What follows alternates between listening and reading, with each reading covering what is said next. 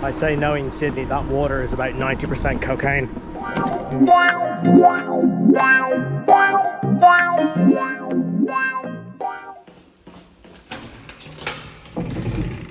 So going off to collect this new bike. The weather outside is appalling, so just putting together a couple of essential items to carry with me. Probably not a disc rotor, and hopefully we get it back in one piece. Lights, because it's lashing rain outside, so I charged this up last night. It's pretty good. Okay, so I got the kit all lined out. I'm going to take one 20-inch wheel tube. Hopefully I'm not giving things away. One 700 by 35-45, basically a gravel tube. I'm going to bring a TPU backup gravel tube. In here we've got the muck off tire relievers. We've got a folding pro Allen key set, and of course we have the Cyclus A2 Pro in there as well. I'm also going to bring GoPro mounts, lights, as I said, things of that nature, and we'll make tracks. It's definitely not the best weather for going collecting bikes, but hopefully there's no more downpours. I have to make a quick pit stop at a Dutch bike shop on the way, so hence the Dutch soccer jersey for hopefully additional discount for effort.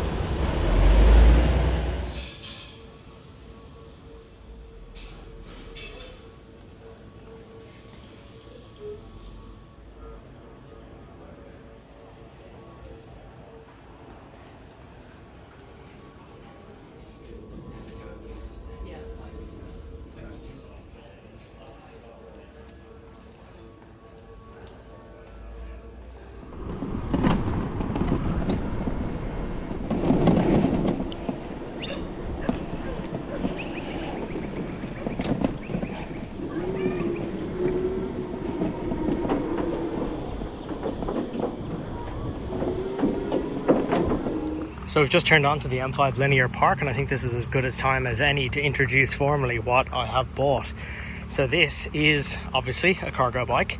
It is a brand is Zeit bike, which from what I can tell from a cursory check online, they don't make them anymore, or they were an importer or something like that. Anyway, it's got a 250 watt aftermarket conversion for a motor up the front. It has a V-brake, which is effective but terrifying. I have to turn the light on it. My bag's in the way there, but it's obviously got two kiddie seats. It's a relatively small bakfiet Dutch style bike. Obviously it has like a remote steering via these kind of control arms. It has the very, very handy and absolutely essential double kickstand, and also very handy, it's got this little pillion passenger seat, and it's got two quite decent size, they're actually Sella panniers, which has the charger in it, and it also has the very useful Dutch style lock. It's got a Nexus 7-speed internal hub in there, and everything else is very comfortable. I need to cut the seat post down, but it's got all its controls, power controls up there, and we're going to ride it down the M5 linear path, which is one of Sydney's best pieces of cycle infrastructure now to get it home. So we've already done the thing you least want to do when you're riding a brand new bike, especially something as long as this, is had to ride on some really busy roads, including some steep descents in 3 lanes of traffic. So try and keep that to a minimum, but we should be on this lovely, smooth and totally segregated M5 linear bike path all the way, well, pretty much all the way home, at least all the way to the brewery, which is more important, because I think this definitely deserves a zero alcohol beer. Damn you, dry January.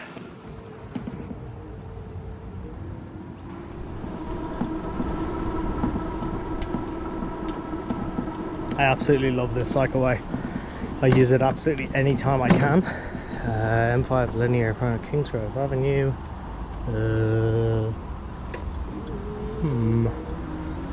And keep going.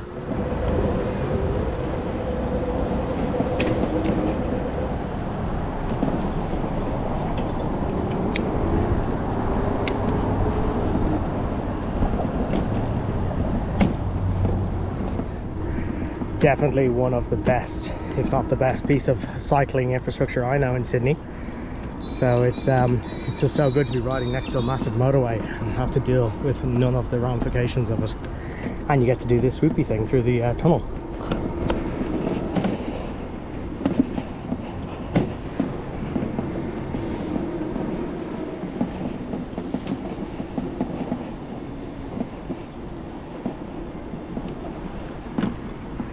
So we're back along by the, I guess you could call it a canal, but really it's just floodwaters.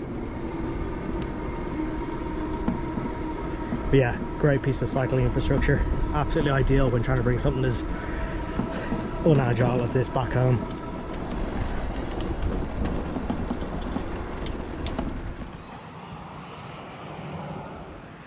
So we've made it as far as Olds Park Skate Park. I probably won't take the cargo bike into the bowl today, but here's a little rundown of some things that we've learned on the way. Firstly, 250 watt front hub motor is surprisingly effective against a bike this heavy. Second thing that's also surprisingly effective is actually a V-brake on the front, but I think it would be in my best interest to change it out for some better pads at the very least. The kind of dual control arm steering setup, it's actually surprisingly tight. There's not much slack in it at all. The double kickstand is just absolutely genius. The box back, whatever you want to call it, is not the biggest. It's got a little bit of damage on the sides on this particular side because the previous owner was a skater. He used to throw his trucks over it. We've got some panniers, we've got a Nexus 7 speed hub, and I think hub gearing makes a lot of sense for when you can shift down gears at the lights and then you can crank up the throttle and then just burst away from the lights to kind of make you, in tune with traffic. Definitely need to cut down the seat post because it's a touch too high, and obviously it's got some surface corrosion which needs spraying, but I think for the most part it's actually been a bit of a steal and a definite find. Anyone who knows me knows I came into 2025 saying the only bike I was interested in buying and adding to my collection was a cargo bike, and this is essentially exactly what I meant, but I thought I was going to have to spend a hell of a lot more money than this. So really looking forward to giving it a little bit of a tidy up, giving it some love, and giving it a fresh coat of paint, and going on some adventures with the dog in the front, and if she's nice to me, the wife in the back, but I wouldn't bank on that one.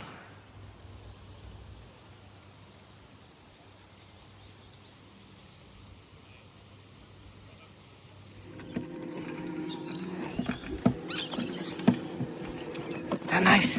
Good boy.